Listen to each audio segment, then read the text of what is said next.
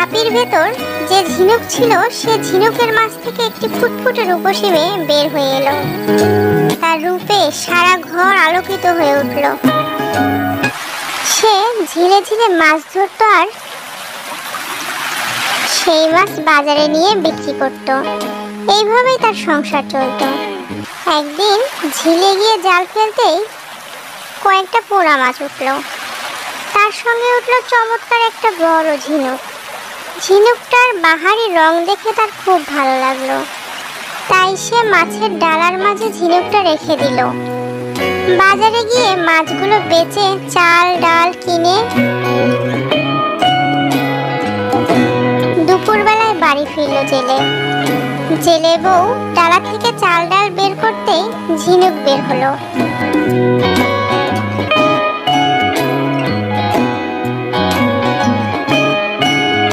ঝিনুকটা ঘরে নিয়ে ঝাঁপির মাঝে রেখে দিল সে।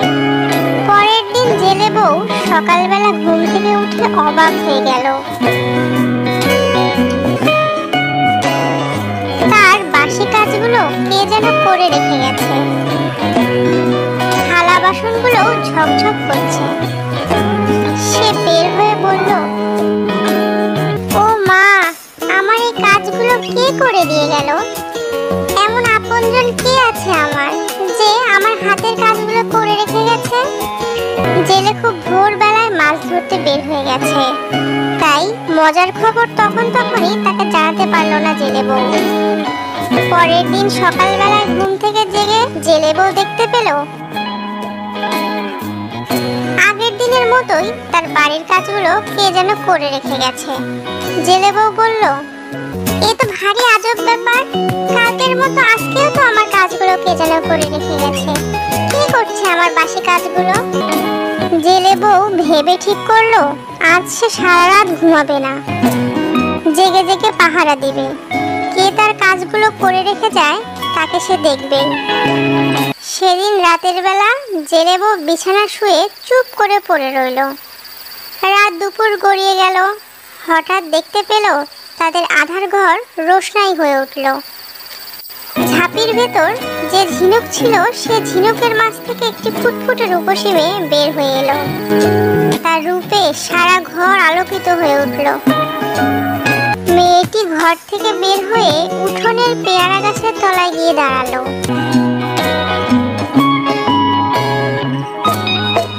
জেলে বউ বিছানা থেকে উঠে দরজার পাশে গিয়ে দাঁড়ালো। বাইরে জ্যোৎস্নায় ধপধপ করছে চারিদিক।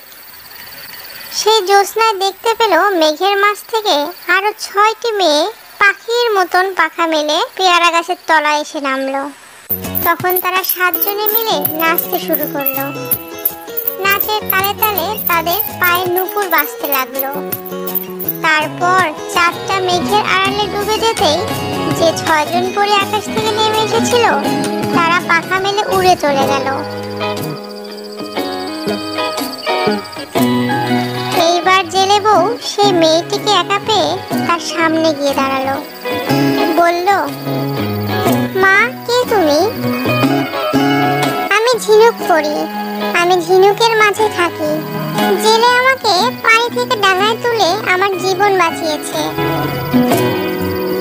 তা বেশ, তুমি আমাদের বাড়িতেই থাকো, আমরা খুবই খুশি হব। না না, দুনিয়াতে থাকবার দিন আমার শেষ হয়ে গেছে।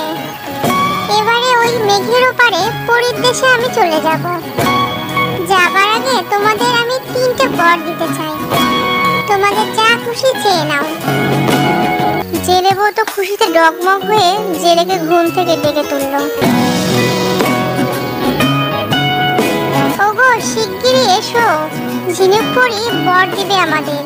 কি চাইবো বলে দাও তো। কে কে এই ঝিনুক পরি? আরে, তুমি সেদিন মাছ ধরতে গিয়ে যে ঝিনুক টেনেছিলে না, সেই ঝিনুকটাই তো ঝিনুক পরি। জেলে সকল কথা শুনে বলল, ভাগ্যিস ঝিনুকটা আমি সেদিন পেয়েছিলাম। ঝিনুকের মাঝে এমন চমৎকার একটি পরি ছিল আমি ভাবতেও পারিনি। কি চাই বলো দেখি। আমার একখানা খুব ভালো শাড়ির শখ আর অনেক গয়না। কি বলো, চাইবো? বেশ, চাও না কেন? আমি এমন কিছু চাইবো যাতে আমরা খুব শীঘ্রই ধনী হতে পারি। ঝিনুক পরি, তুমি কি আমাদের বরদান দেবে? যদি দাও তাহলে এমন বর দাও যেন আমি যা ছুবো সব সোনা হয়ে যায়। ঝিনুক পরি হেসে বলল, বেশ, তাহলে তাই হবে। এইবার জেলের খুশি আর দেখে কে। সে তো খুশি হয়ে ঘরের বাঁশের খুঁটিটি চেপে ধরলো, আর সাথে সাথেই বাঁশের খুঁটিটি সোনা হয়ে গেল। অবাক হবার কথা তো বটেই। জেলে তার বউকে বলল, এক গ্লাস পানি দাও, দারুণ পিপাসা পেয়েছে। বউ পানি এনে তার হাতে দিল। পানিটা পান করতে গিয়ে পড়লো মুশকিলে। এক ফোঁটা পানিও আর নাই, সব সোনা হয়ে গেছে। জেলের তো মনটা খুবই খারাপ হয়ে গেল।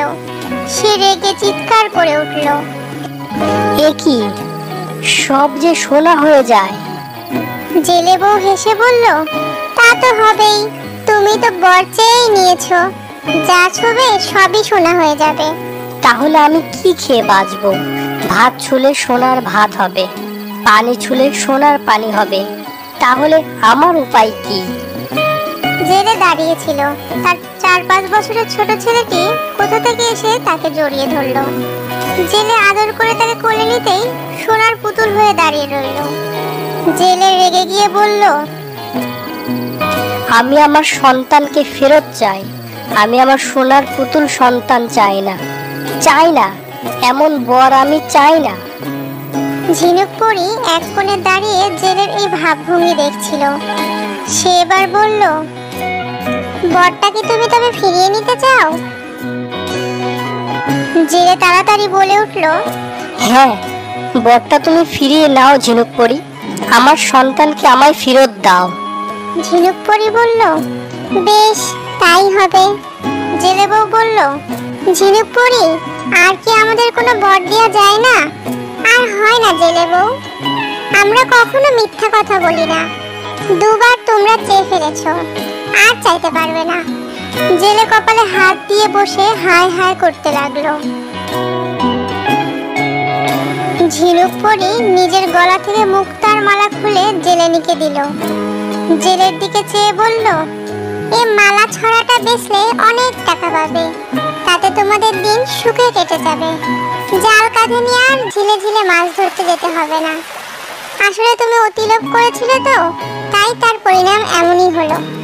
বন্ধুরা, ভিডিওটি যদি ভালো লেগে থাকে তাহলে চ্যানেলটি সাবস্ক্রাইব করতে ভুল করবেন না। আরো নতুন নতুন ভিডিও পেতে বেল